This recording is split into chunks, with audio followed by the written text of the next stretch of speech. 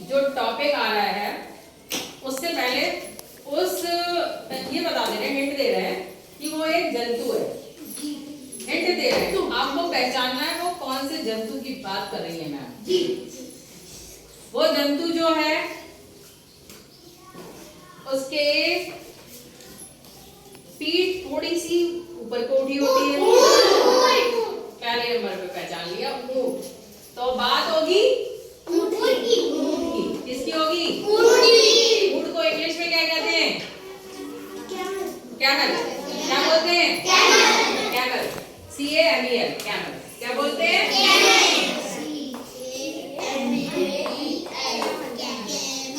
ठीक है, ऊंट को कैमल कहते हैं। अब ऊंट की बात कर रहे हैं तो ऊंट जो है वो कहाँ पाया जाता है? रेगिस्तान। अब रेगिस्तान क्या होता है?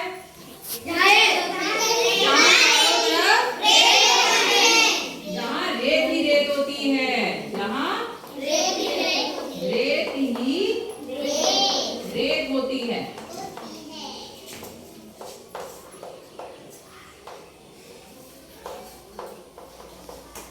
ठीक है, रेगिस्तान क्या होते हैं? जहाँ चारों तरफ रेगिस्तान की एक खास बात ये होती है कि रेगिस्तान में हर तरह के पेड़ पौधे नहीं उग सकते। वहाँ रेगिस्तान में जो पेड़ पौधे उगते हैं वो कैसे होते हैं? कटीले। ठीक है, कांटेदार होते हैं। यहाँ पर कांटेदार पेड़ पौधे उगते हैं। ठीक है, कांटेदार पेड़ पौधे क्यों उगते हैं बताओ? अच्छा ये बताओ। उधर पानी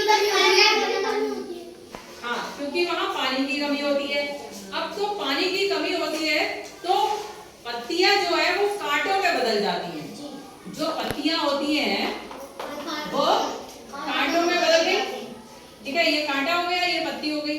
अब ये बताओ पत्तियां कांटों में बदली क्यों?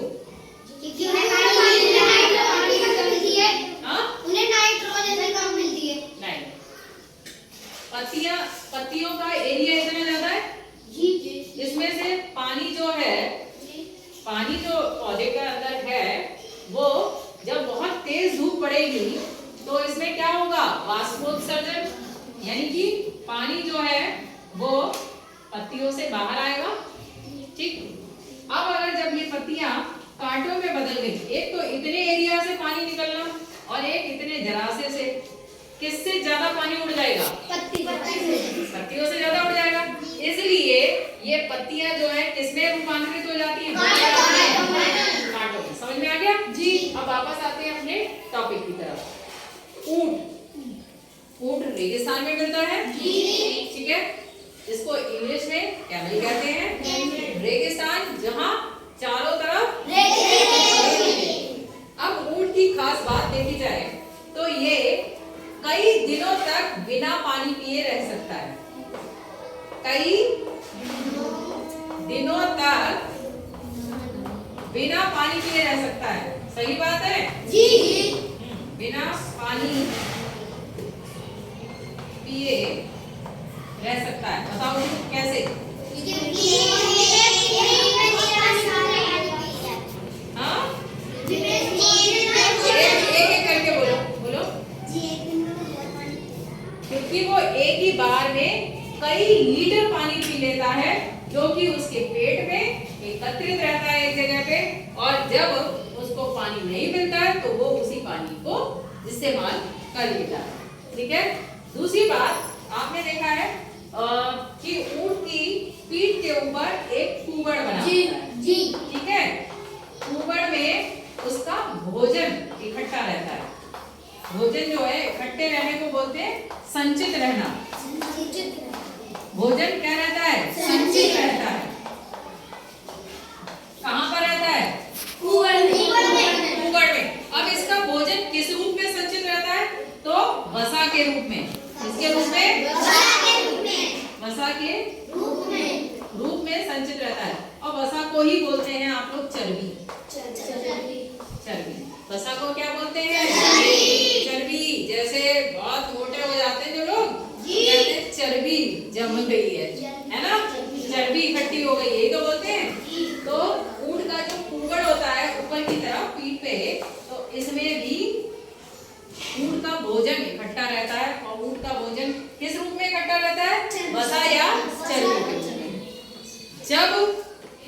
भोजन नहीं मिला तब ऊंट की यही चर्बी जो है वो उसको भोजन के रूप में ले लेता है।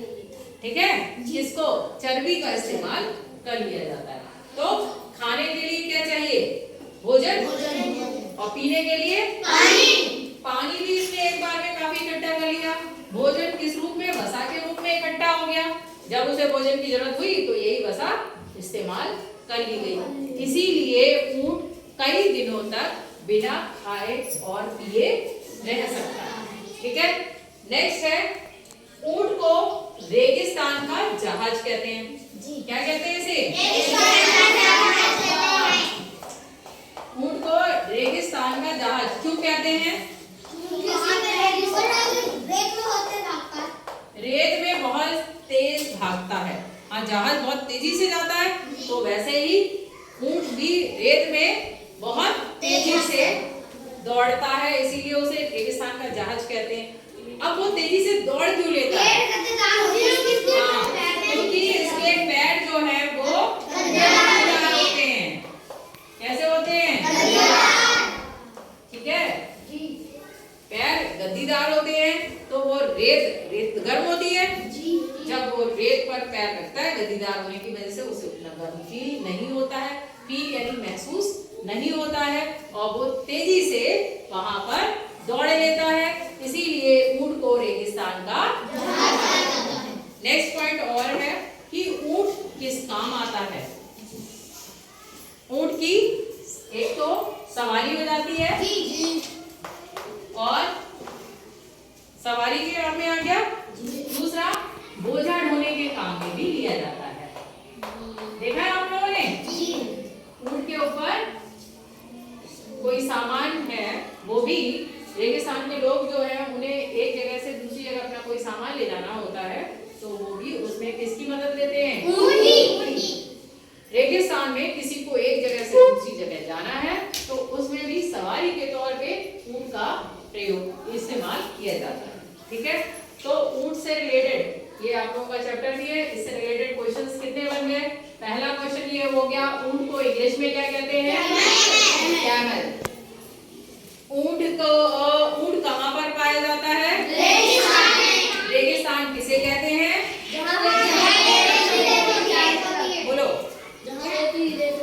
हाँ, जहाँ चारों तरफ रेत होती है। रेगिस्तान में जो पेड़ पौधे उगते हैं वो कैसे होते हैं? कांटेदार। कांटेदार पेड़ पौधे क्यों उगते हैं वहां पर, और ऐसे नॉर्मल क्यों नहीं उगते जैसे आपके स्कूल में लगे हुए हैं? पानी की कमी। क्योंकि वहां पर पानी की कमी है। नेक्स्ट, ऊंट को क्या कहा जाता है? ऊंट को रेगिस्तान का जहाज क्यों कहा जाता है? क्योंकि उसके पैर गद्दीदार होते हैं, जिससे वो मीलों तक तेजी से दौड़ के चला जाता है। ठीक है, नेक्स्ट, ऊंट कई दिनों तक बिना खाए रह सकता है। कैसे? क्योंकि खाना इकट्ठा कर लेता है। खाना कहाँ इकट्ठा होता है उसका?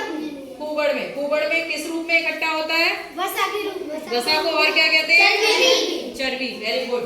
नेक्स्ट, ऊंट कई दिनों तक बिना पानी पिए रह सकता है। कैसे? क्योंकि वो जब एक बार में ही कई लीटर पानी जो है अपने पानी पी लेता है, वो इकट्ठा रहता है, वही बाद में वो इस्तेमाल कर लेता है। जब उसे पानी नहीं मिलता है तो वही प्रयोग में आता है। ठीक है, हो गए सभी पॉइंट। ऊंट किस काम आता है आप बता दें? सवारी के काम आता है, और बोझ।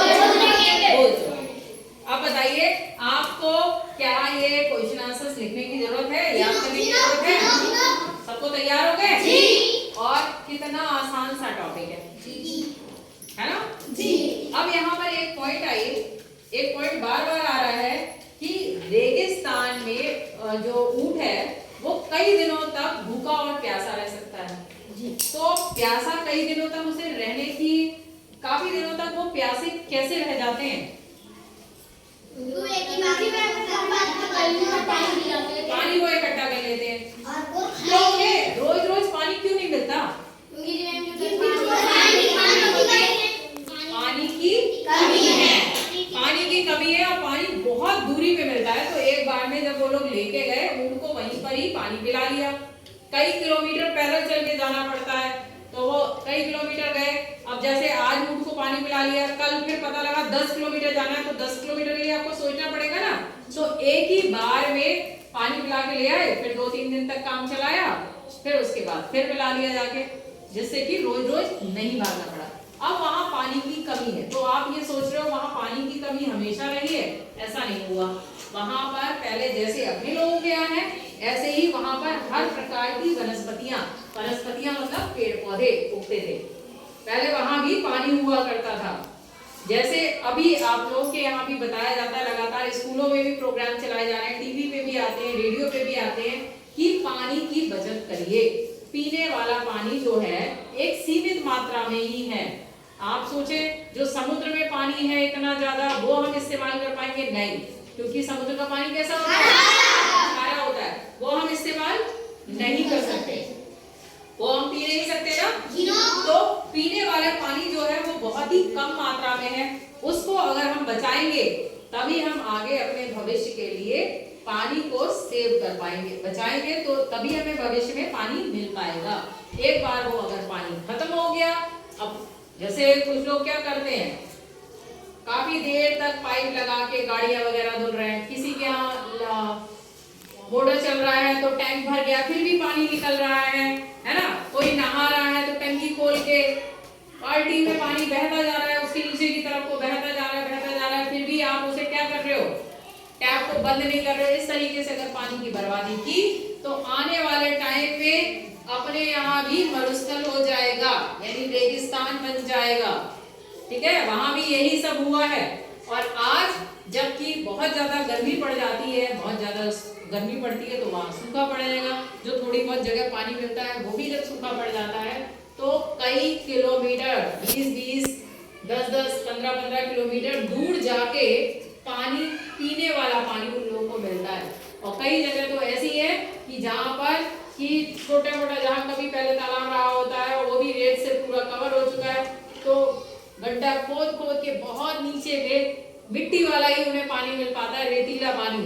उसी से गिलास में ले लेके वो भरते हैं, छानेंगे घर पे इकट्ठा होने के लिए, काफी देर ऐसे ही रख देते हैं, नीचे तली में मिट्टी बैठ गई, फिर वो पानी पीते हैं। आप लोग पियोगे ऐसा पानी?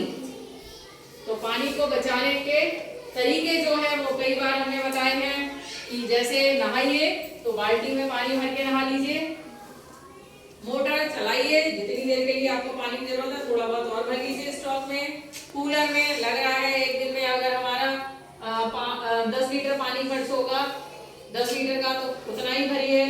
कोई चीज की धुलाई वगैरह कर रहे हो तो बाल्टी और मग का प्रयोग कर लीजिए। कई लोग घरों में धुलाई कर रहे हैं तो पाइप चलता रह रहा है आधे घंटे तक, पता लगा घर में धुलाई हो रही है पाइप लेके आराम से। कई बार बच्चे, हम आज नहाएंगे है ना, पाइप चल रहा है उसी में आराम से देर तक नहा रहे हैं, तो ये सब बर्बादी कर रहे हैं। तो उसको हमें पानी को बचाने के लिए क्या करना है, यही। और कुछ लोग क्या करते हैं, मंजन कर रहे होते हैं, टंकी खुली हुई है ना, तो मंजन कर रहे हैं, ब्रश को भिगो लिया, पहले खुला कर लिया और उसके बाद टैप बंद कर दिया, जब आपको जरूरत है तब खोलिए। ठीक है, घर की धुलाई करनी है तो ये भी नहीं है पाइप से नहीं की जाती, पाइप से करिए, लेकिन पाइप को बहुत ही स्लो चला दीजिए, धीरे धीरे करके कर लीजिए, वो भी तरीके हैं। पानी को बचा लिया तो हमारा भविष्य बच जाएगा, है ना। भविष्य में आने वाली जितनी भी और जनरेशंस होंगी वो बच जाएंगी। और अगर हमने पानी को नहीं बचाया तो क्या होगा, रेगिस्तान बन जाएगा। और जब पानी नहीं मिलेगा तो क्या पानी के बिना जीवित रह सकते हैं? नहीं। जैसे हवा, ऑक्सीजन जरूरी है, वैसे ही पानी जरूरी है, वैसे ही जीवित रहने के लिए भोजन जरूरी है। अगर हमें पेड़ पौधे कट कर दिए, ऐसे ही कट करते रहे, ऑक्सीजन की कमी हो जाएगी, तो भी हम लोग नहीं जी पाएंगे। ठीक है, पानी की किल्लत हो गई यानी कमी हो गई तो भी हम मर जाएंगे। और जब हम पेड़ पौधों को ही काटते रहे तो पेड़ पौधों से भी तो हमें क्या मिलता है, फल सब्जियां वगैरह सब मिलती हैं, तो हमें वो भी नहीं मिलेंगी। अगर जितने में ये खेत हैं खेतों की जगह सब जगह घर ही घर, घर के घर बनते जाए या बिल्डिंग बन जाए तो कहीं खेती होगी? जब खेती नहीं होगी तो खाने के लिए भोजन कहाँ से आएगा, है ना? तो हमें क्या करना है? एक तो पानी को बचाना है और दूसरा पेड़ पौधों को लगाना है। तो इसीलिए आज अपने यहाँ फील्ड में